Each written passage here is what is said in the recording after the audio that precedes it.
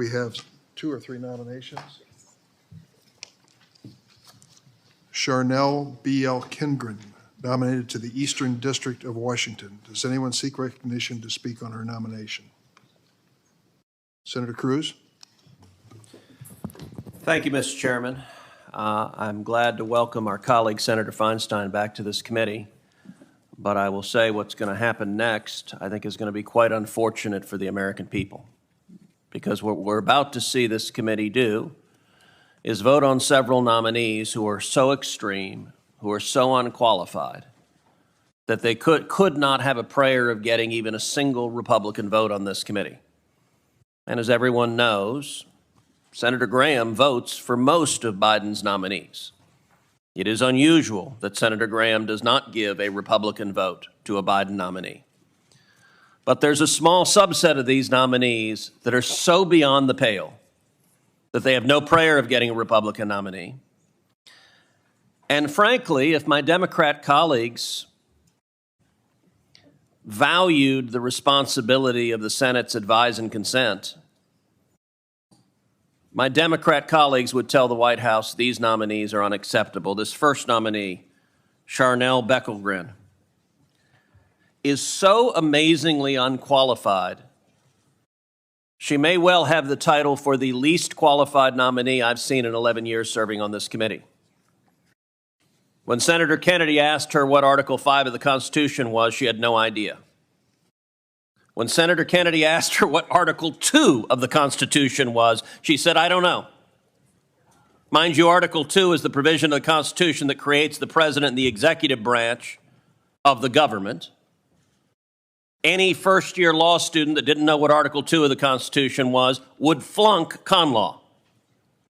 This is not some obscure question about some Latin phrase no one should know. This is literally the basic architecture of our Constitution. By the way, Joe Biden has nominated her to be an Article 3 judge. Article 3 is right after Article 2. It creates the federal judiciary. I assume she doesn't know what that is either.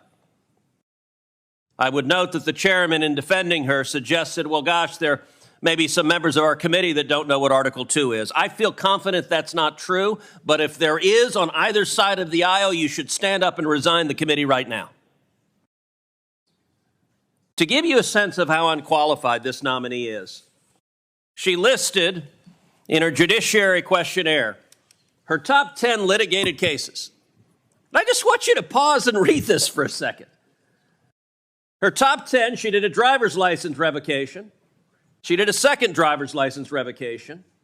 She did an unemployment benefits appeal.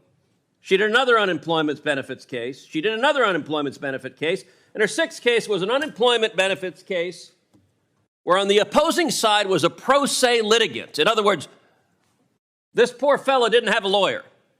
And you know what? The pro se litigant beat her. She lost to a pro se litigant.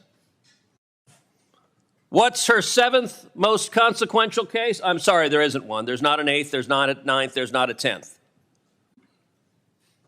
She's argued over a couple of driver's licenses. And the Biden White House says you should be a federal judge, an Article 3 judge, not that you have any idea what in the hell that is. In this administration, if you are a left-wing radical, it doesn't matter if you're competent. In Washington state, is there not a single competent lawyer who is competent to be a judge? And by the way, for all the Democrats, since Joe Biden has become president, every one of you has rubber-stamped every single nominee. Is there not a one of you that is willing to say enough is enough?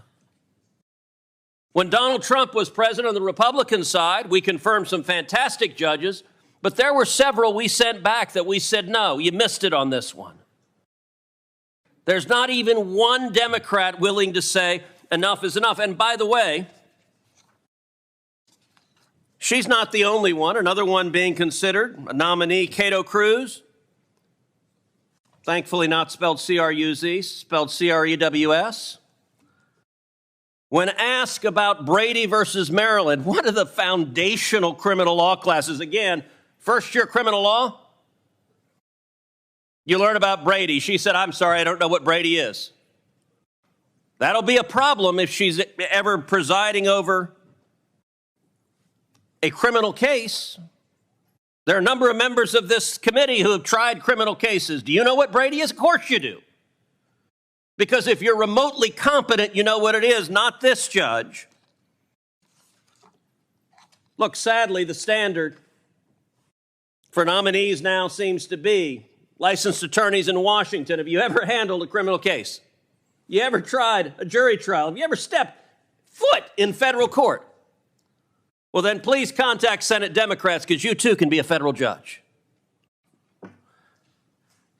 I want to end with one more nominee that we're getting ready to ram through on party line votes.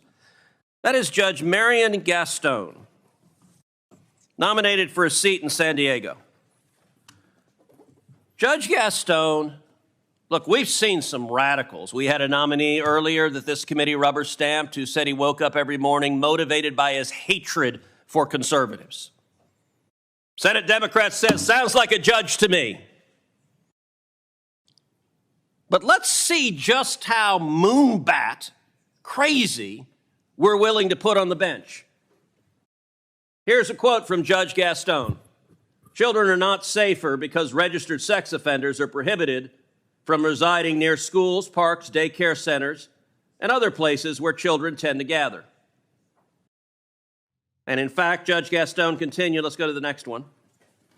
Judge Gaston continued, the conclusions and recommendations are that, difficult as it might be, so at least Judge Gaston recognizes this is pretty wingnut, the conclusion, laws that regulate where sex offenders may not live should be repealed or substantially modified in the interest of public safety. So I want you to understand the Joe Biden White House is saying a radical who wants sex offenders, who wants pedophiles to be able to live next door to daycares. That's who should be a federal judge. Look, some of y'all here represent blue states. Many of y'all represent blue states. I guarantee you in any one of your states. You go to Vermont, ask the people of Vermont, hey, what do you think about having a pedophile live next door to an elementary school, to a kindergarten, to a daycare? They'd look at you and say, are you out of your mind? That's who the Biden White House has given you. Now, I genuinely don't understand why Senate Democrats on this committee don't have enough respect for the constitutional role of the Senate to exercise some check and balance on the White House. I don't think they'll make you hand in your card-carrying Democrat cards to say, gosh darn it, we ought to have a judge who knows what the heck he's doing. John Kennedy has left bloody carcasses in this hearing from Trump nominees who didn't have sufficient experience to do the job.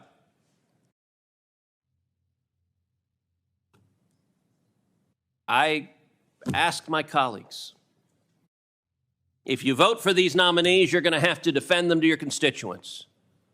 You're going to have to explain why a lawyer who handled a couple of driver's license revocations and doesn't know what Article 2 of the Constitution is should be a federal judge in charge of your life, your rights, and the law.